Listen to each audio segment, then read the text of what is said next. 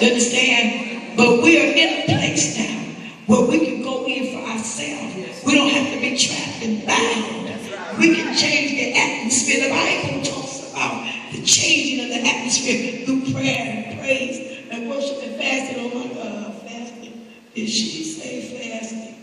Amen. We fast, but God knows my heart. That's our biggest excuse for breaking the fast. God knows my heart. He know I was trying. But the one thing is, we don't stop trying to get what we trying to get from God. Well, ain't nobody here but me.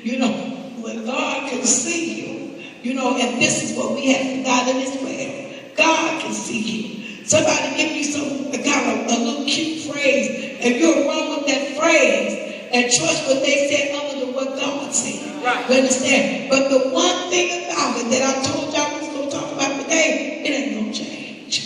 You understand? You can do all of that little cute stuff and everything, but the word of God don't change. He said, I am the same today, yesterday, and forevermore. Before you ever got here, I am God. Come on, talk to me. Right.